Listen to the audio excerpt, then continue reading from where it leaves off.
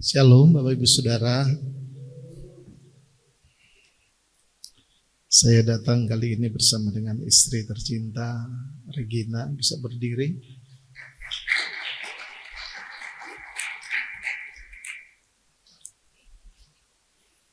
Baik Bapak Ibu Saudara, pagi hari ini saya sedikit ini ya, karena gedungnya baru saya masuk, jadi perlu penyesuaian. Gedungnya enak. Agus, udah ada di sana.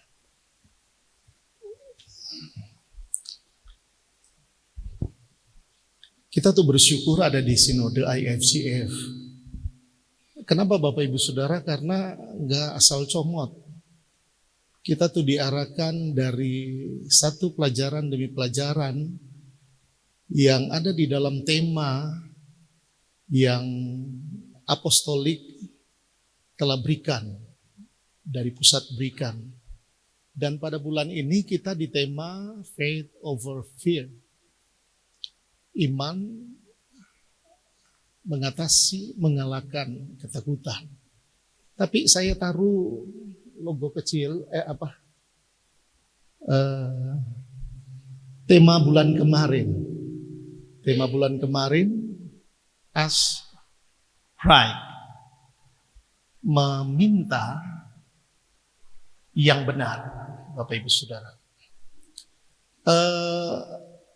Pagi hari ini saya akan berbicara tentang iman, ya tentang iman. Tapi sebelum berbicara lebih tentang iman, Bapak Ibu Saudara, saya mau ada sedikit perjalanan cerita dari pasal 8 karena pada bulan ini kita mau bahas pasal langsung 13 dan 14. Ya. Nah, saya rindu kenapa supaya jangan jemaat enggak baca nih pasal 9, 10, 11, 12. Nah, pada pagi hari ini kita mulai dengan pasal 8, 1 Samuel pasal 8 Bapak Ibu Saudara ya. Di dalam pasal 8 ini saya terlalu percaya bulan kemarin kita itu kenyang sekali dengan tema ini. Meminta yang benar ya. Dan pada bulan kemarin itu kita diajak untuk bagaimana jadi jemaat meminta yang benar. Ya. Yang padahal di dalam kisah itu berbicara banyak atau berbicara secara lengkap tentang permintaan yang tidak benar. Tetapi diangkat tema untuk meminta yang benar. Saya mulai dengan pasal 8, Bapak Ibu Saudara. Nah, secara garis besar bahwa di pasal 8 ini bangsa Israel datang kepada Samuel dan mereka berkata kepada Samuel mereka mau meminta raja. Itu pasti sudah dijelaskan. Dengan alasan yang sangat benar. Alasan yang pertama adalah Samuel sudah tua. Yang kedua adalah anak-anak Samuel hidupnya tidak seperti Samuel. Ya. Kemudian yang ketiga adalah mereka meminta raja karena bangsa-bangsa yang lainnya sudah memiliki raja. Ya alasan yang kita sepakat bahwa alasan ini tepat. Kalau berbicara tentang kerajaan atau suatu bangsa, bahwa pemimpin sudah tua, penerus yang seharusnya meneruskan tonggak kepemimpinan di dalam keimamatan, anak-anak Samuel hidup tidak benar. Kemudian yang ketiga, mereka melihat bahwa bangsa lain telah memiliki pemimpin yaitu raja. Saya rasa itu sudah dibahas. Israel meminta raja. Saya baru catat-catat tadi pagi, Bapak Ibu Saudara, saya paling kadangkala begitulah, Tuhan itu baik sekali. Saya udah pakai pet tapi saya ada catatan.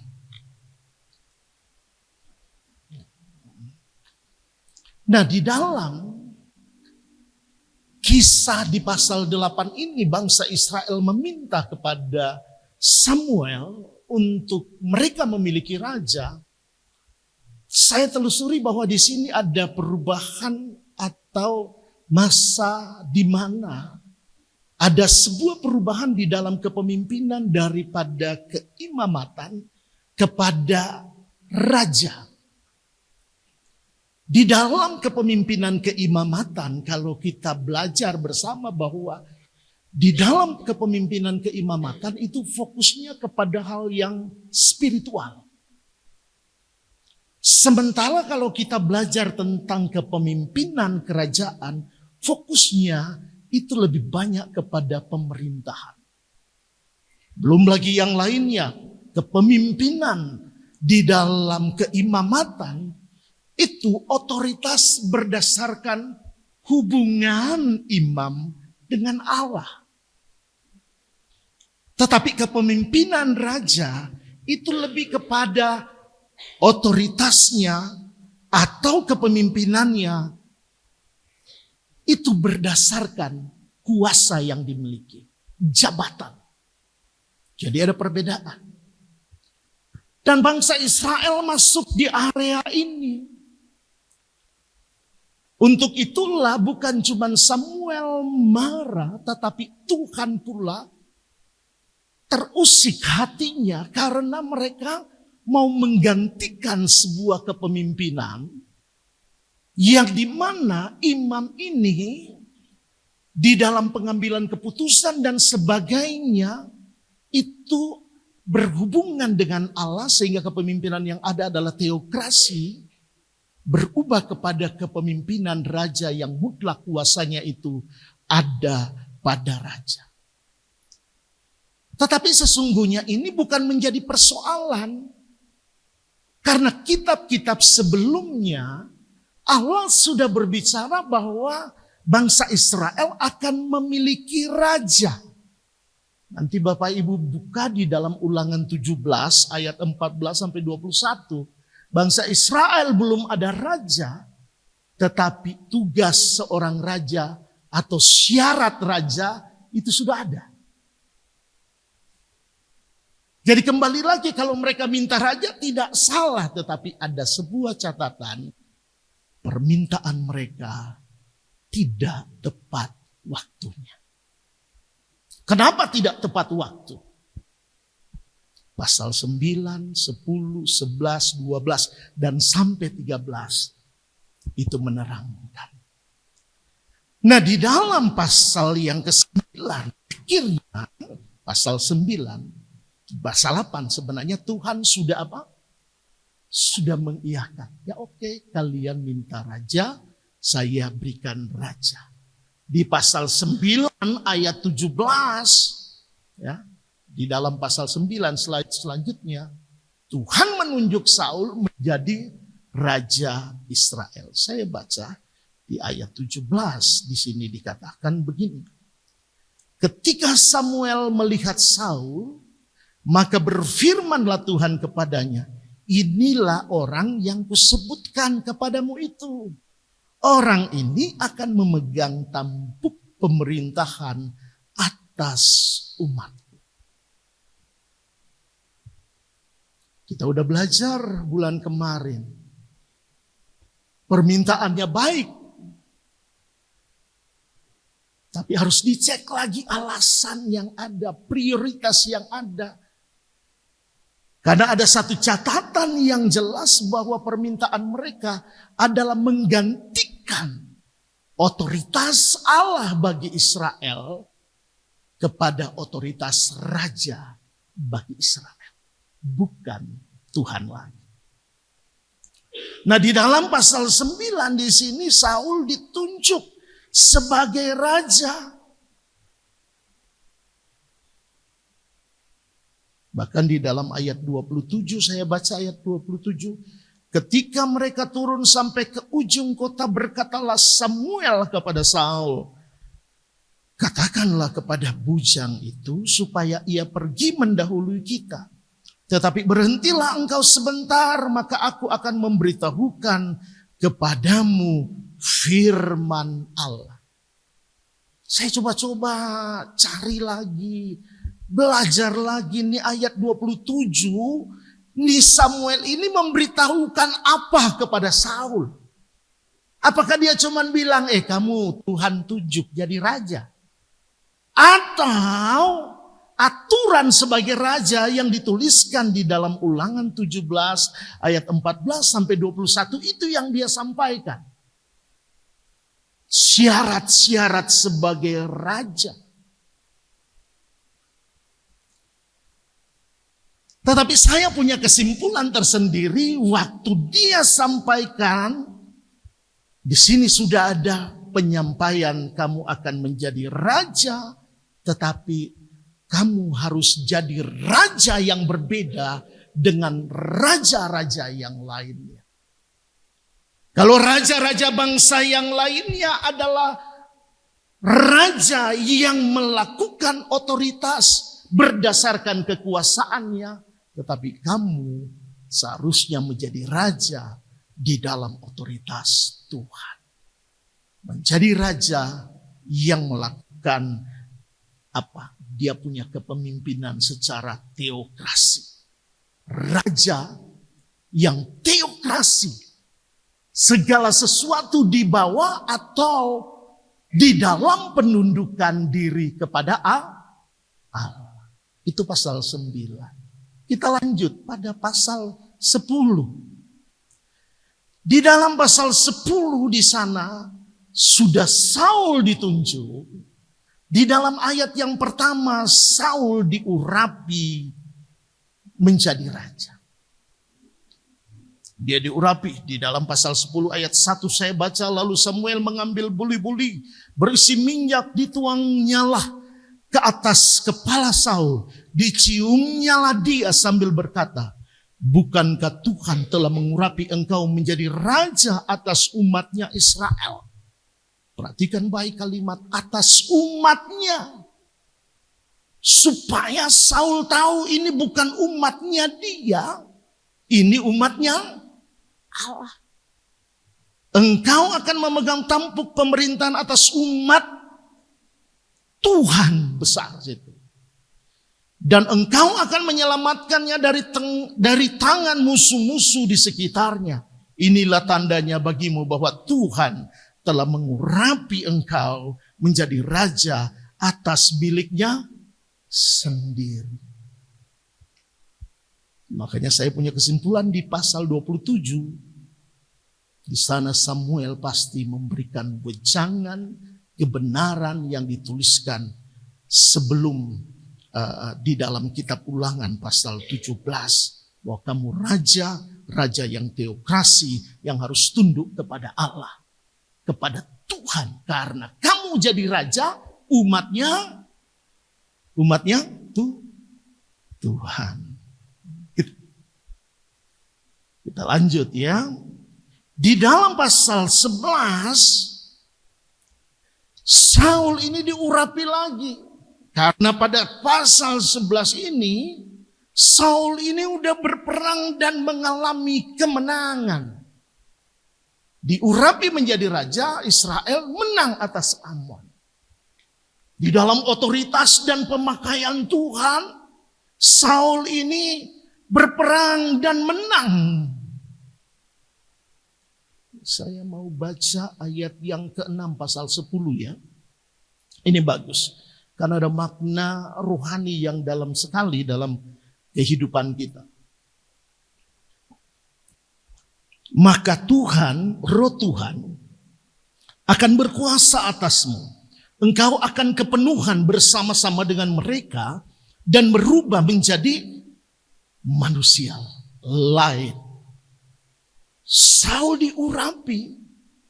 Kemudian dia mengalami pembaharuan. Ada perubahan saat pengurapan. Saya lanjut dulu. Ini saya simpan dulu ini ayat ini. Di dalam pasal 11, Saul ini diurapi lagi oleh Samuel. Kenapa? Karena pada saat berperang, ada bagian bangsa Israel yang lainnya belum mengakui. Sehingga mereka harus pergi ke Gilgal, Bapak Ibu Saudara. Pasal 11 ayat 14, dan Samuel berkata kepada bangsa itu, marilah kita pergi ke Gilgal dan membaharui jabatan raja di sana. Lalu pergilah seluruh bangsa itu ke Gilgal dan menjadikan Saul raja di sana di hadapan Tuhan di Gilgal, dan mereka mempersembahkan di sana korban keselamatan di hadapan Tuhan, dan bersukarialah mereka. Saul diurapi. Kita lanjut dulu, ada beberapa poin. Pasal 12 Bapak Ibu Saudara. Di sana Samuel mengajarkan bangsa Israel. Mengajarkan Samuel tentang bagaimana kehidupan sebagai orang yang berbangsa dan orang yang memimpin bangsa. Dia mengajarkan tentang integritas. Dia mengajarkan tentang hidup yang berdedikasi kepada Tuhan, hidup di dalam takut akan Tuhan, melakukan firman Tuhan. Dia ingatkan jangan lupakan Tuhan. Dia ingatkan dengar kalau Tuhan berfirman. Jadi sebenarnya tugas Samuel sudah lengkap. Di dalam menjalankan tugasnya, peralihan nantinya di dalam posisi dia sebagai imam, walaupun paling berat Samuel ini, tugas yang paling menonjol bukan imam, tetapi adalah nabi. Dia mengajarkan. Tetapi ada beberapa catatan yang akan kita pelajari dari kisah ini. Yang pertama, Bapak Ibu Saudara. Yang pertama adalah pasal 13 dulu. Ketidaksabaran Saul. Pasal 13 Bapak Ibu Saudara. Ini cuma bagian ini saya. 2 tahun pemerintahan Saul. Cuman 2 tahun Bapak Ibu Saudara ya. Kalau di dalam kitab legislatif presiden berapa tahun? 5 tahun. Dia 2 tahun. IFCF sampai 70 tahun. Kalau kayak saya dipanggil dari 20 berapa tahun, sudah lumayan gitu. Tapi perhatikan baik, 2 tahun pemerintahan daripada Saul. Di sana dia memperlihatkan suatu adegan sikap, karakter, ketidaksabaran dan ketidaktaatan bagi Samuel maupun bagi Tuhan. Untuk itu poin kita akan lihat poin yang pertama dari kisah yang ada. Mengingatkan kembali bahwa iman berbicara tentang hati yang benar. Kembali lagi diingatkan hati yang benar. Hati yang benar.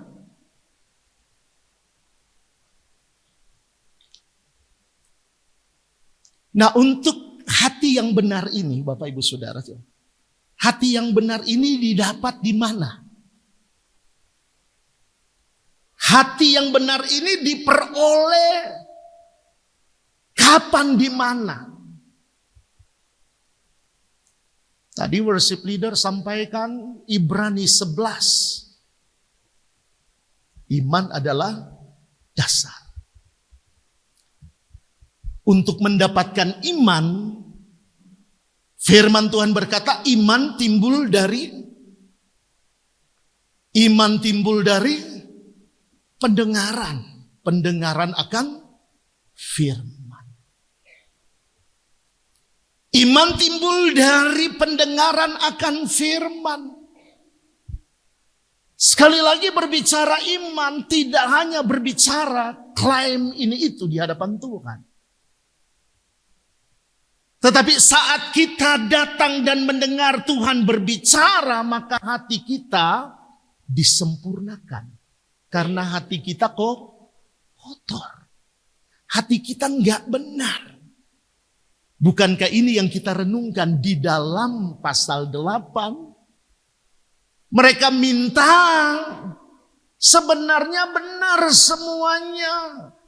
Samuel sudah tua, anaknya tidak beres. Kemudian yang lainnya sudah memiliki raja. Tapi apakah hati mereka benar? Hati mereka enggak benar. Karena mereka mau menggantikan kekuasaan Allah atas umatnya, atas Israel dengan raja. Hati berbicara, iman berbicara tentang hati yang benar. Dan hati yang benar itu akan kita dapat saat kehidupan kita selalu terhubung dengan Tuhan. Amin. Hati yang benar akan kita peroleh manakala kita terhubung senantiasa dengan Tuhan. Karena pikiran kita ini enggak benar kadang. Jangankan berbicara tentang yang rohani jelas-jelas. Untuk apa sih membangun gereja? Itu persoalan di pikiran dan hati. Untuk apa sih saya menjangkau mereka?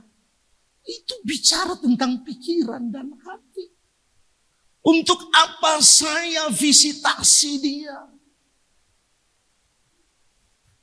Untuk apa saya mendoakan dia? Karena Bapak Ibu Saudara, kita tidak tahu. Karena kadangkala motif di dalam berdoa juga bisa salah. Berdoa melayani supaya saya diberkati. Waduh, fatal ini.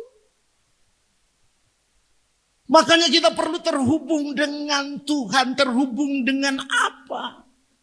Kalau kita berbicara lebih tentang Tuhan. Hati yang benar. Terhubung dengan Dia. Terhubung dalam tujuan dan panggilan. Terhubung dengan tujuan dan panggilannya. Makanya Samuel berbicara kepada Saul berkali-kali. Tetapi sesungguhnya itu tidak cukup. Saya waktu merenungkan ini, Saul ini dia luar biasa. Dari orang yang stres cari kambing ayahnya yang hilang, Bapak Ibu, kemudian tiba-tiba ketemu dengan Samuel, jadi raja. Kita tidak bisa temukan itu kalau ya dari tukang kayu jadi pengusaha besar jadi wali kota jadi gubernur, ada di Indonesia. Tetapi kalau tiba-tiba dari cari hewan peliharaan ayahnya yang hilang, kemudian dia stres, kemudian ketemu dengan Samuel. Kemudian Samuel, Tuhan bilang bahwa dia ini raja nanti akan memimpin umatku. Wow, luar biasa sekali. Tetapi kita tidak tahu hatinya Saul lebih. Saya waktu merenungkan Bapak Ibu Saudara ya tentang cerita ini. Di sisi lain di Saul ini pikiran saya Bapak Ibu Saudara ya. Saul ini jadi korban. Saul ini jadi korban. Korban daripada umat Israel yang memaksa Tuhan untuk mereka memiliki raja. Tetapi kalau di dalam pandangan Tuhan, di dalam menjawab permintaan ini adalah jawaban yang terbaik. Saul adalah pribadi yang terbaik yang dipilih Tuhan waktu itu. Bapak Ibu Saudara. Memang di dalam saya tidak menemukan ada tulisan standar rohani dari Saul. Tidak ada standar rohani. Selain dia keturunan dari Benyamin yang badannya perkasa, besar, ya. Karena kalau kita belajar tentang raja yang akan diangkat sebenarnya bukan dari keturunan Benyamin. Kita nggak bahas itu secara teologi, ada cerita yang lainnya.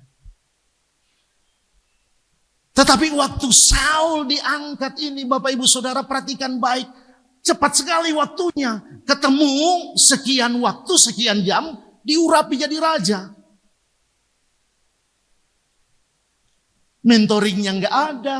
Discipleship journey-nya nggak ada. Makanya penting saudara dan saya tertanam dan belajar discipleship journey. Amin. Karena kedepannya kalau kita tidak dibekali, berbahaya hati kita.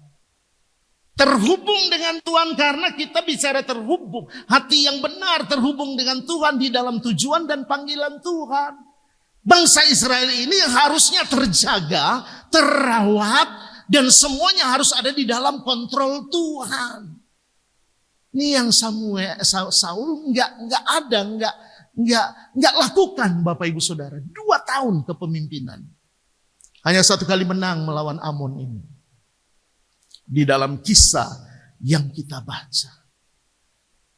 Iman berbicara tentang hati yang benar. Penting hati kita benar. Dan hati itu kalau mau benar, miliki persekutuan dengan Tuhan. Terus dengan Tuhan. Diajar lewat pemuritan discipleship journey.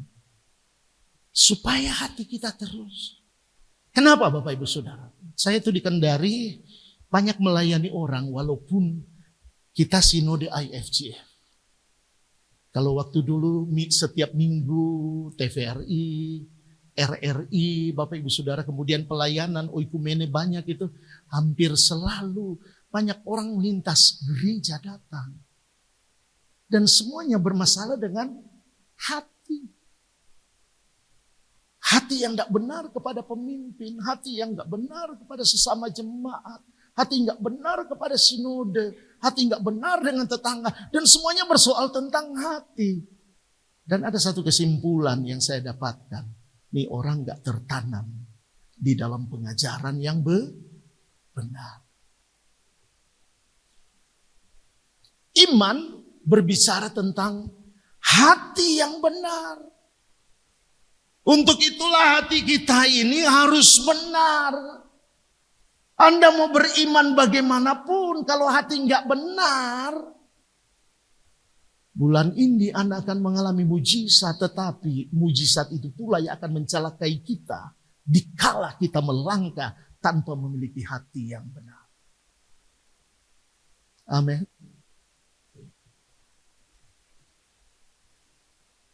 Ini dia punya waktu sampai berapa, Pastor?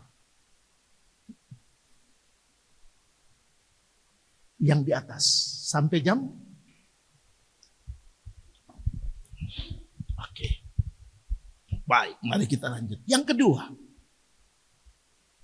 iman berbicara tentang hidup dalam pengurapan. Iman berbicara tentang hidup dalam pengurapan. Kalau kita baca, Bapak Ibu Saudara, dari kisah tadi, kenapa Saul ini takut? Kenapa dia khawatir? Ada persoalan yang saya dapatkan. Tidak ada catatan lebih tentang Saul. Nih Saul ini memiliki persekutuan dengan Tuhan. Saya belum temukan lebih ya Bapak Ibu Saudara ya. Karena di dalam catatan di pasal 9 dan pasal 10 dia diurapi. Hanya sekali diurapi, 2 kali diurapi, pengesahannya di Gilgal. Mismah sekali kemudian di Gilgal Bapak Ibu Saudara. Tidak ada kisah lagi. Tidak ada kisah lagi. Kehidupan yang tadi terhubung dengan Tuhan, karena terhubung dengan Tuhan, hati benar, pengurapan selalu ada. Istri saya menuliskan sebuah tulisan kepada teman-teman tim Super Sunday di Kendari, jangan mengandalkan pengurapan yang hanya pada hari Minggu. Jangan hanya mengandalkan pengurapan pada doa bersama. Itu enggak salah. Tetapi orang yang hidup di dalam pengurapan, dia memiliki waktu yang khusus sehingga dia tinggal di dalam pengurapan itu.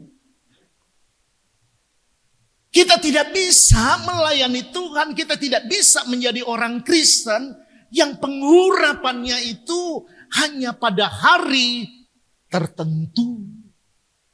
Hanya pada saat jadwal melayani. Hanya pada saat hari-hari agamawi. Tidak salah. Saya bilang tidak salah. Dari dulu kita doa, saya ingat dengan Kak Yoksin, Pastor Yoksin. Ada doa Selasa, doa Sabtu dulu di Manado. Apalagi kalau sudah doa Pentakosta. 10 hari itu dia. Di mikro, di mana bahasa roh terus. Tapi kalau berbicara tentang hidup dalam pengurapan, tidak hanya 10 hari. Tidak hanya hari Minggu. Karena tidak hidup di dalam pengurapan, maka yang terjadi nanti kita akan lihat selanjutnya. Dia menjadi pribadi yang tidak taat. Karena tidak tinggal di dalam pengurapan, dia menjadi orang yang tidak sabaran. Orang yang tinggal di dalam pengurapan, Bapak Ibu Saudara, dia akan menahan diri, dia hidup di dalam kesabaran, dia akan menjadi orang yang taat, dia akan mendengar. Kita harus tinggal di dalam pengurapan dan tidak menjadi orang-orang yang hanya pernah diurapi. Jangan cuma jadi orang Kristen yang pernah diurapi. Tapi kita harus tinggal di dalam pengurapan. Siapa yang mau urapi? Tuhan sendiri. Kalau kita belajar, saya banyak belajar. Kalau dulu dipakai oleh orang-orang yang dipilih, ya diurapi. Tetapi bukankah kematian dan kebangkitan Kristus membuat kita bisa datang kepada Tuhan dan memohon pengurapannya di dalam kita? Makanya iman berbicara tentang hidup di dalam pengurapan. Ada ketakutan di dalam diri Saul. Saat orang Filistin mau menyerang dengan tentaranya yang lebih banyak daripada tentara Israel. Tetapi sayang, pengurapannya hanya pada awal saja. Kita kalau hidup dan tinggal di dalam pengurapan, Bapak Ibu Saudara, kita akan menjadi orang yang kuat. Over fear. Mengalahkan ketakutan. Mengalahkan kekhawatiran. Ada kekuatan. Karena kita hidup dalam pengurapan Tuhan. Amin Bapak Ibu Saudara. Yang ketiga, iman berbicara tentang ketaatan pada firman Tuhan.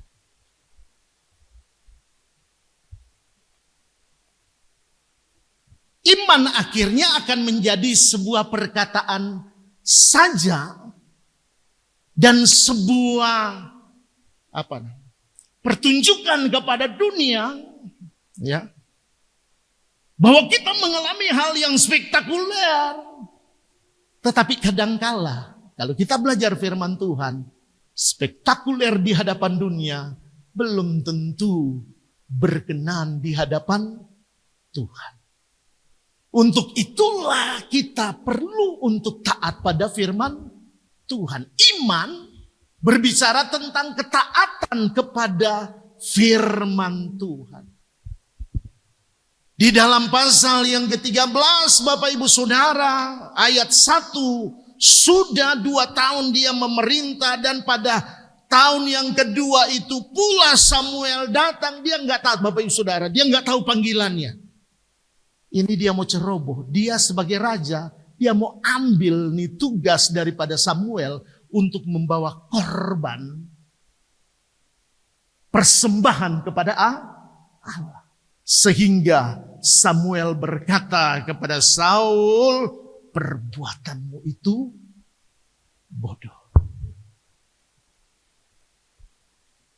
Hanya orang-orang yang beriman yang tidak taat. Orang yang bilang bahwa dia beriman tetapi tidak taat akan dikatakan sebagai orang-orang yang bodoh.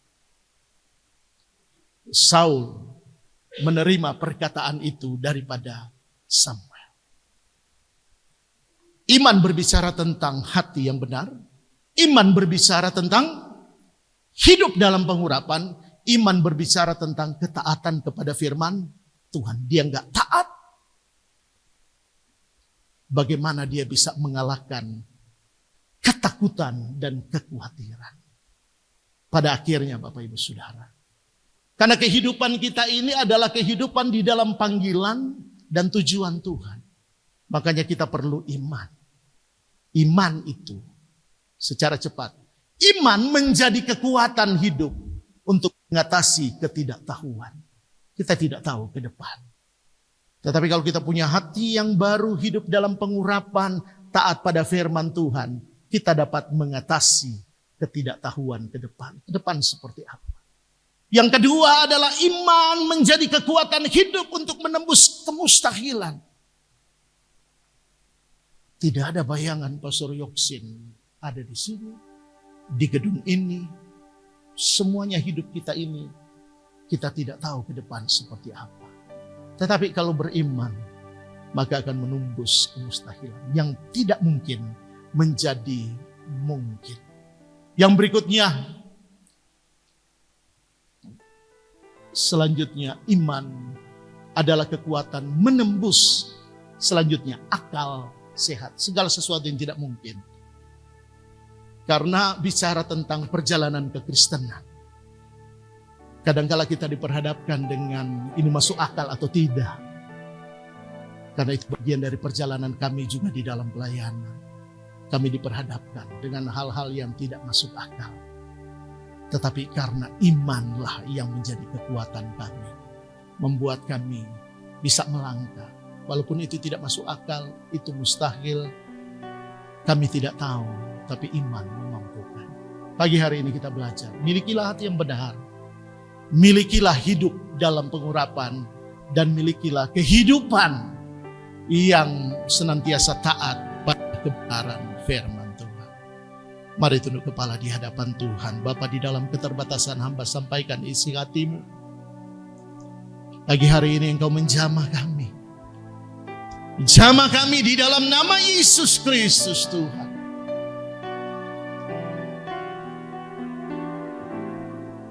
Karena iman adalah dasar dari segala sesuatu menyangkut kehidupan kami. Bukan apa yang kami pikirkan saja, bukan hal yang tidak kami pikirkan. Bukan sekedar apa yang kami bayangkan, tetapi bahkan yang tidak kami bayangkan. Engkau Tuhan bekerja di dalam iman. Untuk itu biar iman kami bertumbuh. Iman tumbuh dari pendengaran akan firman. Iman tumbuh di dalam persekutuan dengan Engkau. Biar kehidupan kami terhubung dengan Engkau. Sehingga kami memiliki hati yang benar. Kami memiliki kehidupan dalam pengurapan. Bukan pengurapan sesaat saja. Dan kehidupan kami mendengar Tuhan berbicara. Melakukan apa yang sampaikan. Terima kasih. Kami bersyukur buat kebenaran firman-Mu. Diberkati umat di tempat ini dalam nama Yesus. Haleluya. Amin.